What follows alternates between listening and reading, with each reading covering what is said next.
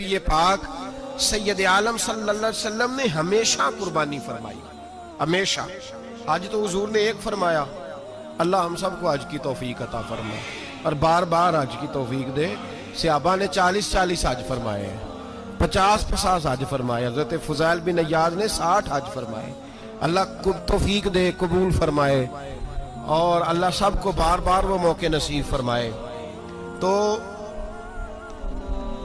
نبی پاک صلی اللہ تعالیٰ علیہ وسلم نے حج ایک فرمایا، قربانی حضور جس دن مدینے آئے اس وقت شروع فرمائی، اور ہر سال حضور قربانی دیتے تھے، ہر سال 2 جانور ذبح فرمائے۔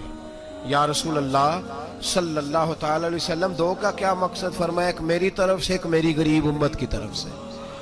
یا رسول اللہ صلی اللہ علیہ وسلم کس طرف سے فرمایا؟ ایک میری طرف سے، ایک میری امت کی طرف سے۔ کبھی فرمایا ایک میری طرف سے، ایک میرے اہل بیت اور میری امت کی طرف سے۔ 2 جانور حضور نے ذبح فرمائے، اور پھر میرے حبیب پاک صلی اللہ تعالیٰ علیہ وسلم کے غلام مولا علی شیر خدا، ابن ماجہ کی روایت ہے، حضرت علی شیر خدا فرماتے ہیں کہ نبی پاک علیہ السلام 2 جانور ذبح کرتے تھے۔ خود حضرت علی کی جب باری آئی تو انہوں نے بھی 2 فرمائے۔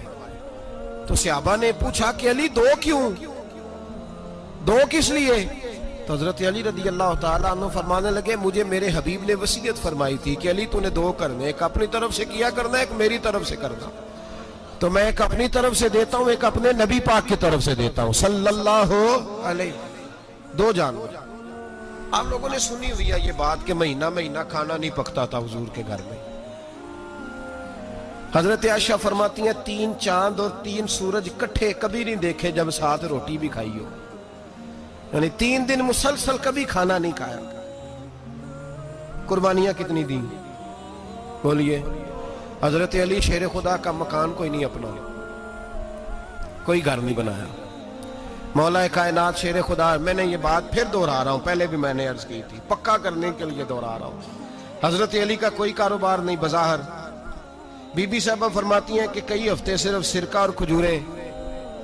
قربانیاں کتنی؟ اسی سارے صاحب لان ٹورے ہیں کہ ساڑھے تے لگ دیئے کہ نہیں، پکا۔ اور پھر جب بات ہوتی ہے دینے کی تو ماحول اور ہوتا ہے، جب لینے کی باری ہوتی ہے تو ماحول اور ہوتا ہے۔ قربانی واجب ہے اس شخص پر جس کے پاس 52.5 تولے چاندی یا 7.5 تولے، لیکن میں 7.5 تولے والا فتویٰ نہیں دیتا، میں 52.5 تولے چاندی والا فتویٰ دیتا ہوں، اس لیے کہ 52.5 تولے چاندی تو شاید تولہ یا 1.5 تولہ سونے کے برابر ہی ہو جائے، ٹھیک ہے نا جی؟ تو 7.5 تولے سونا 50-60 ہزار روپیہ جس آدمی کے اکاؤنٹ میں موجود ہے وہ قربانی کرے۔ بلکہ امام شافعی رحمۃ اللہ علیہ فرمایا کرتے تھے جس نے 3 کمروں کو تالا لگایا ہوا ہے وہ 3 کمرے فارغ ہیں، اس کے کسی کام کے نہیں، ان کی قیمت کا حساب لگائے، اور چھت پہ سٹور بنا دیا ہے، کوئی مطلب نہیں اس کا، اور جو ویسے رکھی ہوئے ہیں کوئی معنی ہی نہیں کمرے کا، فرماتے تھے حساب لگائے، قربانی کرے۔ رب کریم کی بارگاہ میں دینے کا جب معاملہ آیا تو گول کر گیا کام۔ میرے رسول کائنات سرور عالم صلی اللہ علیہ وسلم کا جب اپنے لیے چیزیں استعمال کرنے کا ماحول ہے تو محبوب پاک علیہ السلام نے مہینہ روٹی نہیں پکائی۔ یہاں جو آدمی ہر جمعرات کو 4 کلو بکرے کا گوشت پکاتا ہے اور ہر تیسرے دن مرغی کا گوشت لاتا ہے، وہ قربانی کی باری آتی ہے تو کہتا ہے میرے پہ لگتی نہیں۔ وہ ٹھیک ہے ابا جی لے آئے، ابا جی کی طرف سے قربانی ہے، اس دفعہ ابا جی کی، اگلی دفعہ اماں جی کی، اس سے اگلی دفعہ دادی جی کی۔ او خدا کے بندو، جس آدمی کے پاس پیسے ہیں پہلے اپنی قربانی واجب ہے۔ میری بات کی سمجھ آ رہی ہے عزیزوں کو؟ جو آدمی صاحب استطاعت ہے پہلے کس کی قربانی کرے گا؟ وہ کمائی کرتا ہے، اس کے اپنے اکاؤنٹ میں تنخواہ آتی ہے، ابا جی کے اکاؤنٹ میں نہیں آتی۔ اس نے اپنا بینک بیلنس چوری بھی رکھا ہوا ابا جی سے۔ پہلے اپنی قربانی کرے، اگر اس کو شوق ہے، دل کرتا ہے تو ایک اور خریدے، پھر ابا جی کی طرف سے کرے۔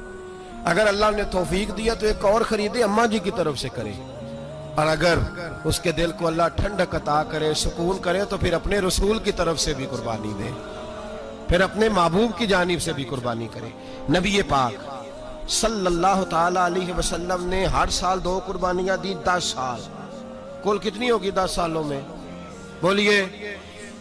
اور جب حضور حج کرنے گئے نبی پاک نے 63 اونٹ ذبح فرمائے، एक ऊंट में कितनी कुर्बानियां होती हैं? 63 ऊंट हुजूर ने ज़िबा फरमाए। और हदीस बड़ी मजेदार है।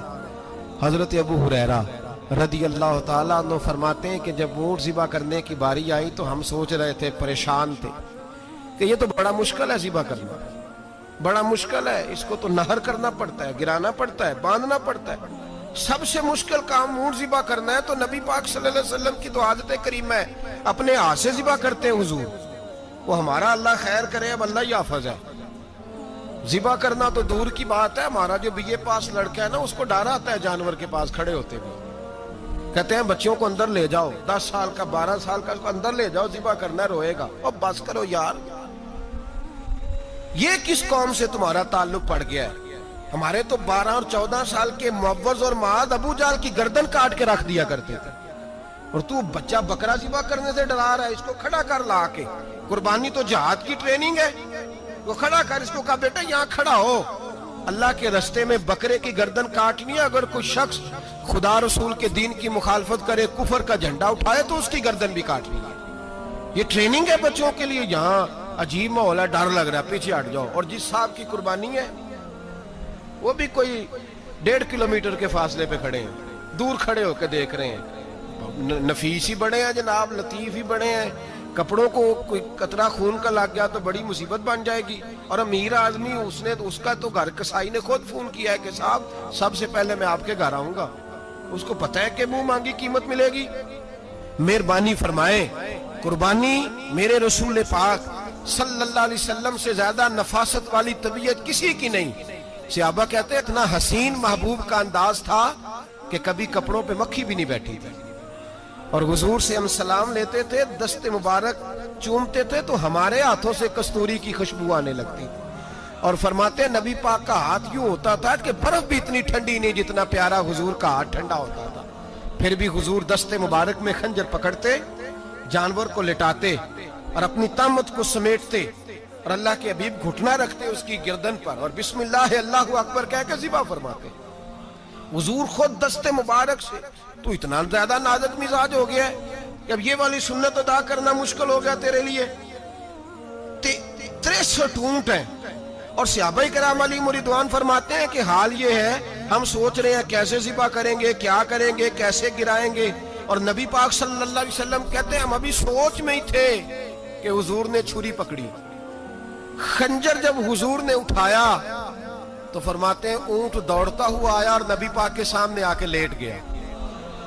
फरमाते हैं अल्लाह के रसूल ने बिस्मिल्लाह अल्लाहु अकबर कह के ज़िबा किया। उसने टांग भी कोई नहीं हिलाई, पैर भी कोई नहीं हिलाया। वो किसी शायर ने बड़ी अजीब बात कही थी। उसने कहा फंसी जो दाम में बुलबुल तो लगी यूं कहने, करेगा कत्ल किया तूने जब असीर मुझे, कबाब शम्मा के शोले पे कीजियो सयाद, शक्ल गुल नजर आए दमे अखीर मुझे। वो कहते हैं बुलबुल को शिकारी, सयाद शिकारी, शिकारी ने पकड़ लिया बुलबुल को, तो सयाद से बुलबुल कहने लगी तूने पकड़ा है तो कत्ल तो करेगा ही ना, खाएगा तो सही, एक मेरी मिन्नत है। शिकारी कहने लगा वो क्या? तो बुलबुल कहने लगी जब तू मुझे ज़िबा करे ना और पकाए तो मुझे फूल से बड़ी मोहब्बत है। इस तरह करना, कोयले इतने ज्यादा दहकाना, इस कदर ज्यादा आग जलाना कि उनकी शक्ल गुलाब के फूल की तरह सुर्ख हो जाए। तो जब तू मुझे उन पर जलाएगा तो मुझे तकलीफ नहीं होगी, इसलिए कि महबूब का चेहरा जो सामने आ जाएगा, मुझे तकलीफ नहीं होगी। फंसी जो दाम में बुलबुल तो लगी यूं कहने, करेगा कत्ल किया तूने जब असीर मुझे, कबाब शम्मा के शोले पे कीजियो सयाद, ओ शक्ल गुल नजर आए दमे अखीर मुझे। आला हज़रत बरेलवी अलैहि रहमा फरमाया करते थे, फरमाते थे बड़ी तकलीफ होगी, बड़ी तकलीफ होगी जब जान निकलेगी। रवायतों में आता है जिस तरह बारीक दुपट्टा झाड़ियों पे डाला जाए, खींचा जाए तो फट जाता है, यूं तकलीफ होगी। पर फरमाने लगे रसूलुल्लाह के गुलाम को कोई तकलीफ नहीं होगी। हुजूर क्यों? फरमाया इसलिए कि जब जान निकलने लगेगी तो सामने जलवाए वद्दुहाद आ जाएगा। हुजूर के जलवे होते रहेंगे तो पता ही नहीं चलेगा जान कैसे निकल गई। फंसी जो दाम में बुलबुल। तो सहाबा फरमाते हैं कि ऊंट दौड़ता हुआ आया, हुजूर के सामने आके लेटा, नबी पाक ने ज़िबा फरमाया और फरमाते हाथ धो गई। हुजूर ने तवज्जो फरमाई तो दूसरा दौड़ता हुआ आ गया, تیسرا آ گیا. حضرت ابو ہریرہ فرمایا کرتے اونٹ ایک دوسرے کو دھکے دیتے تھے, پیچھے ہٹ جا, پہلے میں نے جانا ہے, پہلے میں نے جانا ہے. 63 اونٹ وادی منا میں حج کے موقع پر میرے رسول پاک نے دست مبارک سے ذبح فرمائے. ہر قربانی حضور نے اپنے ہاتھوں سے فرمائی. قربانی واجبات دین میں سے, ضروریات دین میں سے, اور کوئی اتنا لمبا چوڑا مسئلہ نہیں. بہت ساری چیزوں کو خود بخود مشکل کر لیتے ہیں. ٹی وی پہ خبر آتی ہے فیصل آباد کے 2 بیل ہیں, بولو اور ڈولو, پتہ نہیں کتنے من ان کا وزن ہے. ان سے پوچھا جا رہا ہے کہ بولو ڈولو کھاتے کیا ہیں, تو کہتے ہیں بادام کھاتے ہیں, مکھن کھاتے ہیں. یہ جناب پتہ نہیں ان کو دودھ کتنے کلو روز پیتے ہیں, اور بولو ڈولو بیچارے سے خود نہیں چلا جا رہا. لگ ایسے رہ جیسے وہ خود کہہ رہے ہیں مہربانی کرو ہمیں ذبح کر لو, اب تو اٹھا بیٹھا بھی نہیں جا رہا. او خدا کے بندو, دین کی اصل حقیقت کو سمجھو. یہ تو حضور نے فرمایا خوبصورت جانور لاؤ, یہ کس حدیث میں آیا ہے کہ اسے بادام کھلاؤ؟ آج لوگ انسانوں کو روٹی نہیں مل رہی اور جانوروں کو بادام کھلا رہے ہو. اس کے حصے میں جو اللہ نے شے رکھی ہے نا وہ چارہ ہے, اس کو چارہ کھلاؤ اور اچھے طریقے سے پیٹ بھر کے کھلاؤ. جانور کو پیٹ بھر کے چارہ کھلایا جائے تو جتنی اس کی طبیعت ہوتی ہے اس حساب سے وہ صحت مند ہو جاتا ہے. باقی یہ تو آپ کسی شخص کو اتنا کھلا دیں کہ اس کا پیٹ اتنا بڑا ہو جائے, پھول جائے, تو وہ بیچارہ تکلیف میں آئے گا کہ نہیں آئے گا؟ یہ کس قسم کا ماحول ہے؟ ایک بکرا بکا لاہور میں اور سیٹھوں نے شرطیں لگائی ہوئی ہیں, میں 5 لاکھ کا لایا ہوں تو میں 9 لاکھ کا. یہ کیا چکر ہوا؟ مجھے اتنا کھلایا جی اس کو فلاں چیز. یہ کس نے کہا ہے کھلانے کا؟ بادام کھانا کس حدیث میں آیا؟ کس صحابی نے اپنے بکرے کو بادام کھلائے؟ کس نے مکھن کھلایا؟ کس نے پیڑے کھلائے؟ بس کرو, عجیب تماشا لگ گیا ہے. اور یہاں تو اتنی بری حالت ہو گئی ہے کہ عورتیں ناچنے لگی ہیں قربانی کے جانوروں کے آگے, بیبیاں بیچنے لگی ہیں. اللہ کے غضب کو آواز نہ دو. یہ قربانی ہے کہ ہر چیز کا, مذہب کی ہر شے کا مذاق بنا دیا ہے. جس دین نے عورت کی اپنی قربانی بھی ہو تو اس کو ذبح کرنے کی اجازت نہیں دی, مرد ذبح کرے گا.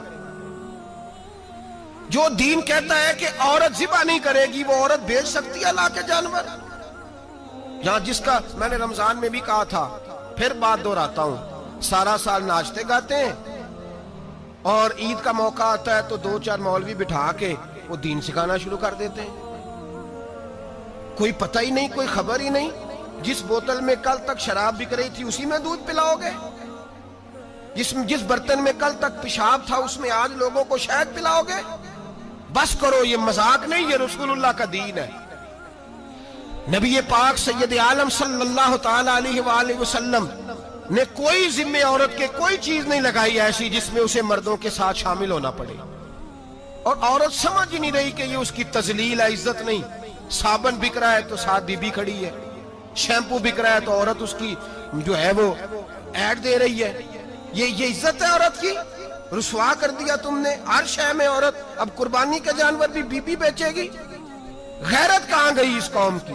میرے رسول پاک سرور دو عالم صلی اللہ تعالی علیہ وسلم کو کسی نے آ کے کہا فلاں قبیلے کے لوگوں نے عورت کو سربراہ بنایا ہے, عورت کو آگے لگا لیا. فرمایا تباہ ہو گئے وہ لوگ انہوں نے عورتوں کو اپنے آگے پیشوا بنا لیا. جس رب نے عورت کو نبوت نہیں دی, امامت کرنے کا حق نہیں دیا, کس چکر میں لوگ پڑ گئے؟ 5 لاکھ کا جانور کس لیے لائے ہو؟ 5 لاکھ کا تفاخر کے لیے, دکھانے کے لیے؟ تو اگر 50,000 کا 60,000 کا بھی جانور لاتا تو اچھا آ جاتا. اور 50,000 کا جانور لائے تو 5 لاکھ میں کتنے آتے ہیں بولے؟ تو 10 جانور ذبح ہوں گے تو کتنے غریبوں تک گوشت جائے گا, کتنے گھروں کا بھلا ہوگا. ہر چیز کا چکر الٹا کر دیا گیا ہے. اور صرف حج کے لیے ہوتی تو میرے رسول پاک ہر سال قربانی نہ کرتے, اور میرے نبی پاک قربانی دینے کا حکم. ایک اور بات بڑی لوگ پوچھنے لگے, کہتے جی گائے کی ہوتی ہے, بھینس کی بھی ہوتی ہے کہ نہیں؟ چلو جی اب نئی بات نکل آئی. حدیث پاک میں لفظ آیا اونٹ کا, نبی پاک نے فرمایا بکرا 1 سال کا, گائے 2 سال کی, اونٹ 5 سال کا. حدیث میں لفظ آ گیا اونٹ کا. آپ کو بندہ کہے پہلے بتائیں نر کا کہ مادہ کا, تو میں کدھر سے آپ کو حدیث نکال کے دوں جس میں نر بھی اور مادہ علیحدہ علیحدہ ہو؟ حدیث پاک میں ذکر آ گیا دمبے کا، مینڈے کا. اب باقی جو سارے جاگ رہے ہیں نا، اب غور فرمائیں، باقی ایک بکرا ہے، ایک چترا ہے، ایک دمبا ہے، ایک دیسی بکرا ہے، ایک پہاڑی بکرا ہے، تو علیحدہ علیحدہ لفظ کہاں سے نکال کے دیے جائیں؟ یہ ساری انواع ہیں، اقسام ہیں، نوع ہیں. اسی طرح بھینس بھی گائے کی ایک قسم ہے. امام اعظم ابو حنیفہ فرماتے ہیں النوع منہ، یہ اس کی ایک قسم ہے، نوع میں سے ہے، گائے کی نوع میں سے. آپ عام لفظ بولتے ہیں تو کہتے ہیں بکرا چترا گائے بھینس، عام لفظ ہے نا. تو جب گائے کہہ دیا تو اب کو بندہ کہے گائے آیا تو پہلے بتائیں گائے تو ہے تو اس میں بیل شامل ہے کہ نہیں؟ تو گائے کی جتنی قسمیں ہیں نا، ہمارے محدثین بھینس کو گائے میں شامل کرتے ہیں. بھینس گائے کی ایک قسم ہے. تو نبی پاک صلی اللہ علیہ وسلم نے جب گائے کا لفظ استعمال کیا تو بھینس اس کے اندر آ گئی.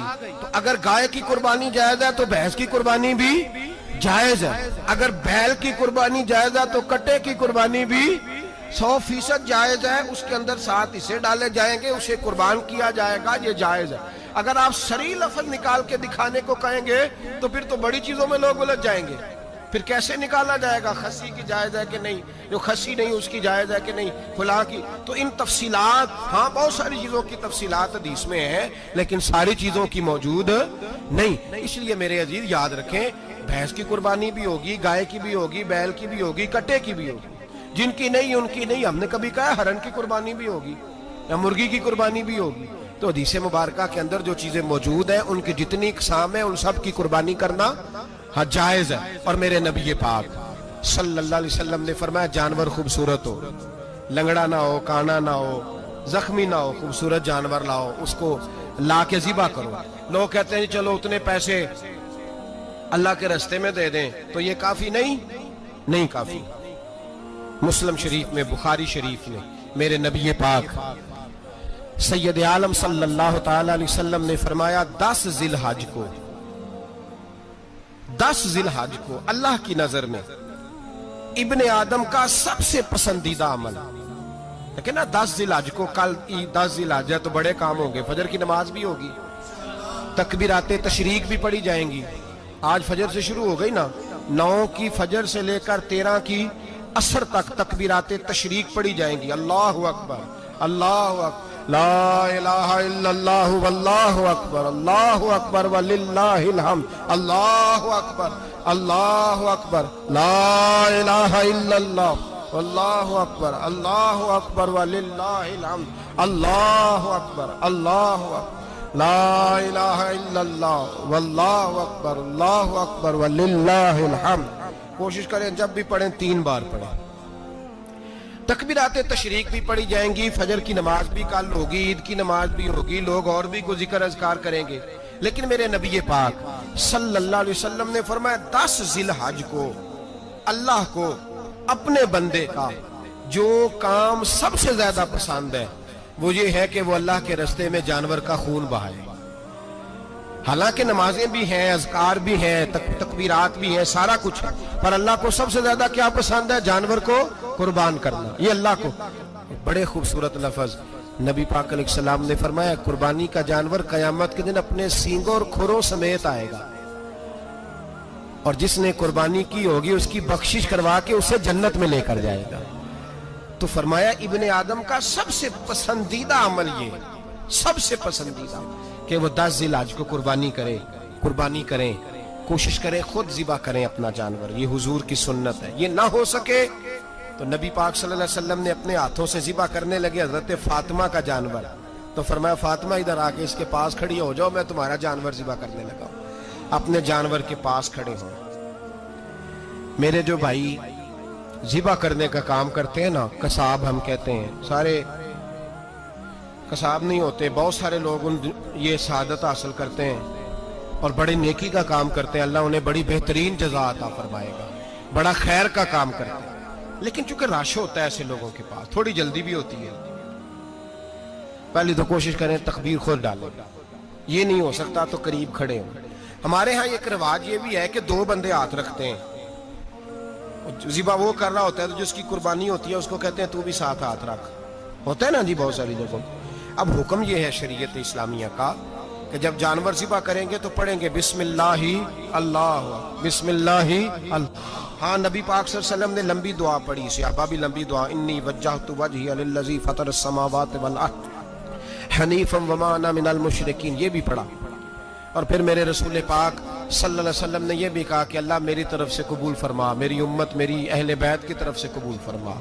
صحابہ جب جانور ذبح کرنے لگتے پہلے یہ دعا پڑھتے، پھر کہتے اللہم تقبل منا کما تقبلتا خلیل کا ابراہیم علیہ السلام وتقبلتا حبیب کا محمد صلی اللہ علیہ وسلم، اے اللہ ہم سے بھی قبول فرما جیسے تو نے حضرت ابراہیم سے قبول فرمائی اور جیسے اپنے حبیب حضرت محمد صلی اللہ علیہ وسلم سے قبول۔ یہ ساری دعا پڑھیں، اور جب جانور ذبح کرنے لگے تو پھر پڑھیں بسم اللہ اللہ، بسم اللہ اللہ۔ اچھا دو آدمیوں نے ہاتھ رکھا ہوا ہے، دو آدمیوں، اب اگر ایک نے بھی نہ پڑھی بسم اللہ اللہ اکبر تو جانور حلال نہیں ہوگا، دونوں کو پڑھنا پڑے گا۔ یہ مسئلہ یاد رکھیں۔ ایک اور بات بھی بتانی ہے آپ کو، وہ بھی آپ نے یاد رکھنی ہے۔ قربانی کے بڑے جانور میں کتنے حصے ہوتے ہیں؟ 7۔ اب 7 حصوں میں 7 کی نیت قربانی کی ہونی چاہیے، 7 کی۔ 6 حصے ڈال گئے، جو چلے تھوڑے سے زیادہ امیر لوگ نہیں تھے، نارمل تھے، انہوں نے 6 حصے ڈال لیے۔ 7واں امیر آدمی تھا، اس کو جا کے کہا یار ایک حصہ نہیں مل رہا تو چل تو نے تو 2-3 بکرے لیے ہوئے ہیں تو بھی شامل ہو جا۔ اس نے پہلے تو کہا نہیں یار میں نے اب لے لیا، پھر جب اصرار کیا تو کہا چلو ٹھیک ہے بڑے گوشت کا قیمہ کرا لیں گے۔ تو اس طرح کرو، ڈال لو میرا بھی حصہ۔ اب 6 کی نیت قربانی کی، 7ویں کی گوشت کی، کسی کی بھی قربانی نہیں ہوگی، گئے سارے۔ اب اس کے لیے شرط کیا ہے کہ اس کو بھی آپ، اصل میں ہمیں مسائل نہیں آتے، نہ ہم سیکھتے ہیں نہ پتہ کرتے ہیں، پھر خرابی ہوتی ہے۔ اب اس سے کہیں کہ یار قربانی سے پہلے اپنی نیت کا اعادہ کر، اپنی نیت کا اعادہ کر، بتا کہ تیری نیت کیا ہے، اگر غلط ہے تو صحیح کر لے، تاکہ سب کی قربانی تو بتا۔ یہ جو تو رکھ رہا ہے قربانی تو کس کی قربانی کر رہا ہے؟ دادا جی کے نام کی، ابا جی کے نام کی، اپنے پیر کے نام کی، استاد کے نام کی، یا رسول پاک صلی اللہ علیہ وسلم کے نام، نبی پاک کے نام کی؟ اس سے پوچھیں، اور جو وہ نیت بتائے اس نیت کی دعا ہوگی، اس کی طرف سے کہا جائے گا اے اللہ اس کی طرف سے اسے قبول۔ میری بات کی سمجھ آ رہی ہے میرے عزیزوں کو؟ اور اس ارادے کے ساتھ قربانی، اگر ایک کی بھی نیت خراب ہو گئی تو مسئلہ بگڑ گیا۔ اس لیے ان مسائل کو، اور نبی پاک کے نام کی جو قربانی ہوگی، سبحان اللہ۔ میں کرامات کا زیادہ قائل نہیں، ہم کرامات کے نہیں کیفیات کے قائل ہیں، کیفیات کے، اور دین ویسے بھی لفظوں کا نام نہیں کیفیت کا نام ہے۔ میرے حصہ فرمایا کرتے تھے ہم کرامت سے زیادہ کیفیت کے قائل ہیں۔ اگر مرید ساری زندگی کرامتیں سناتا رہے اور کبھی اسے مدینے جانے کا شوق ہی پیدا نہ ہو، کبھی نبی پاک کے نام پہ آنسو نہ آئے، تو پھر کرامت کا فائدہ نہیں، کیفیت تو ملی نہیں اسے۔ ہم کیفیت، اسی طرح ہم نظرانے کے نہیں نظر آنے کے قائل ہیں۔ تو بھائی یہ یاد رکھ لیں، کیفیت کا نام دین ہے، نبی پاک کے نام کی قربانی۔ میں قائل تو نہیں کرامت کا، لیکن ایک بات میں نے اپنے ایک استادوں سے، ایک بزرگوں سے سنی ہے، میرا دل کرتا ہے وہ سنا دوں آپ کو۔ اور بزرگوں کا قول ہے اصل رنگ جو میں عرض کر رہا ہوں اسی رنگ میں اس کو رکھیے گا، اور جس حد تک میں بات کر رہا ہوں اسی حد تک رکھیے گا۔ اب ہر آدمی کے پاس موبائل ہوتا ہے، فوراً بات ریکارڈ ہوتی ہے، فوراً میڈیا پہ جاتی ہے، فوراً لوگ کمنٹس کرتے ہیں۔ تو بھائی جس حد تک سناؤں اسی حد تک رکھیے گا۔ میرے ایک بزرگ فرمایا کرتے ہیں کہ نبی پاک کے نام کا جانور ذبح کرو، اور وہ گوشت اس آدمی کو کھلاؤ جس کا حافظہ کمزور ہے، اللہ اسے وسیع حافظہ عطا فرمائے گا۔ اور فرمایا کرتے کہ میرا تجربہ ہے، نبی پاک کے نام کا جانور ذبح کرو، اور جس آدمی سے کوئی گناہ نہیں نہ چھوٹتا، کسی گناہوں میں الجھ گیا ہے، اسے وہ والا گوشت کھلاؤ، اللہ اس کے دل میں نور پیدا فرمائے گا اور گناہ سے نفرت ہو جائے گی اسے، جو نبی پاک کے نام کا جانور ہو۔ تو ہم جو سیکھنے والے لوگ ہوتے ہیں، ہمارا دل کرتا ہے کہ چلو تھوڑا سا اپنی طرف سے بھی پوچھ لیں۔ تو میں نے کہا حضور اگر بیمار کو کھلا دیں تو فرمانے لگے کھلا دو، اللہ صحت دینے والا ہے، پر بیمار کے لیے دوائیاں بڑی ایجاد ہو گئی ہے، گناہگار کی دوائیاں نہیں ملتی، بیماروں کی دوائیاں بڑی ہیں، गुनाहगारों की नहीं मिलती, गुनाहगार को खिलाओ।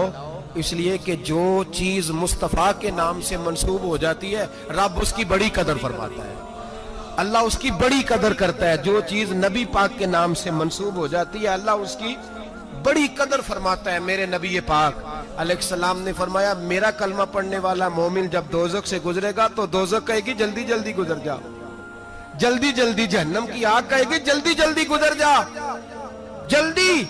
तो मोमिन कहेगा तू तो आ गया, तुझे क्या बात हुई, पुल सिराज से गुजर रहा है, क्या मसला हुआ। उसके पास से गुजर रहा है दोजख के, तो पास से गुजरते वक्त भी कहते जल्दी गुजर जा, कहीं ऐसा ना हो कि तेरे नूर की चमक मेरी आंख को ही ठंडा कर दे। ये शान है उनके गुलामों की, तो सरकार का आलम क्या होगा। तो मेरे रसूल पाक अलैहिस्सलाम से जो शय मंसूब हो जाती है उसकी अल्लाह बड़ी कदर फरमाता है, जभी तो हमारी कदर है। अल्लाह फरमाता है कुन तुम खैरा उम्मतिन, तुम जिस तरह के भी हो सबसे अफजल, इसलिए कि मेरे मोहम्मद का कलमा जो पढ़ते हो सल्लल्लाहु अलैहि। तो कुर्बानी करें, अच्छी नीयत के साथ करें, खुलूस के साथ करें। कुर्बानी के गोश्त के 3 हिस्से करने। एक देना है खालस गरीब लोगों को, जी क्या देना है उनको, जी गरीबों को क्या देना है, नाल झिड़का नहीं देनियां 250 आ भी गए हो तुसी, अजे तो खल भी नहीं लाई, झिड़का नहीं देनियां, और जो तेरे दरवाजे तक चल के आ गया। और अल्लाह पाक से डरा कर, बस ये सोच के उसने तुझे देने वाला बनाया है। भाई ये सोच कि कोई किसी के दरवाजे तक नहीं जाता, ये सोच वो बड़ा बेनियाज है, कुछ का कुछ कर देता। तेरे दरवाजे तक आ गया ना, बस ठीक हो गया। तू समझ कि उसने तुझे बड़ी इज्जत दी है, तेरे दरवाजे तक छापर लेके आया। झिड़के ना दे, उत्ते बह जा, तू आ भी गया है, ऐसे ना कर, ऐसे ना कर बिल्कुल। बस जो आ गया है ना उसको इज्जत दे, वकार दे। गरीब को गोश्त देना है, 7 झिड़के नहीं देनी। और उसको बड़ी अजीब बात है, चौधरी साहब बैठे हुए हैं, 2 पंखे चल रहे हैं, और उन्होंने जनाब बड़ा सोफा रखा हुआ है और टप में गोश्त रखा हुआ है, और गरीब आदमी लाइनों में लगे हुए हैं। थोड़ी देर के बाद में चाय पीनी चाहिए। बस कर यार, बस कर, बेपरवाही वे एक सज्जन दी जिथे किसे दी पेश ना जावे, उन्हें ताजा वाले दर दर रोले ते मंगते तख्त बिठावे। डर उसकी बेनियाजी से, देख जो तेरे दरवाजे तक आ गया, बस आ गया, इतना ही काफी है, इतना ही काफी है, और इसी पे इक्तिफा कर। और कसाई से भी मेरी गुजारिश है कि फटाफट जिबा करना है, अगले घर भी जाना है। जानवर में अभी जान होती है तो खलड़ी उतारनी शुरू कर देते हैं, जुल्म है।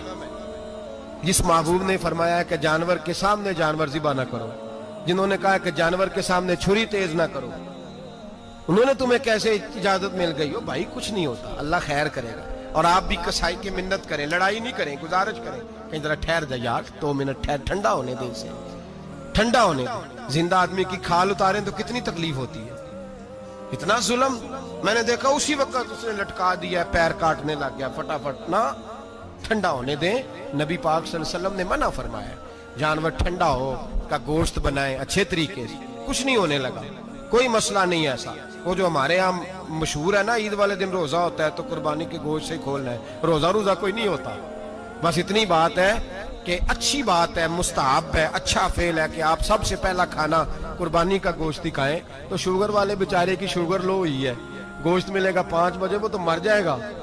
तो कोई जरूरी नहीं, वो खाना खाए जो घर में मौजूद है, नाश्ता वो करे, कोई ऐसी बात नहीं। गोश्त बन जाए तो वो खा ले, कोई रोजा नहीं। ईद वाले दिन कोई रोजा नहीं होता, यौम अरफा का रोजा है, ईद वाले दिन का कोई रोजा नहीं। बहरहाल उस गोश्त के 3 हिस्से करें। एक खालस गरीब आदमी को, दूसरा रिश्तेदारों को, अजीजों को, पड़ोसियों को, तीसरा घर में रखें, इस्तेमाल करें, खाएं। सारा गोश्त घर में रखना भी जायज है और सारा बांट देना भी। मैंने पिछले जुमे भी कहा था, फिर याद कराता हूं, जो लोग कुर्बानी करते हैं ना, वो वाले लोग हैं जिनके घर में आज भी गोश्त पकेगा। कुर्बानी देने वाले वो लोग हैं जो हफ्ते में हर 3 दिन गोश्त खाते हैं, फल भी खाते हैं। तो आप तो सारा साल खा रहे हैं, हर जुमे वाले दिन 3 किलो बकरे का गोश्त आता है। तो जो कुर्बानी का गोश्त है वो बांट दें सारा।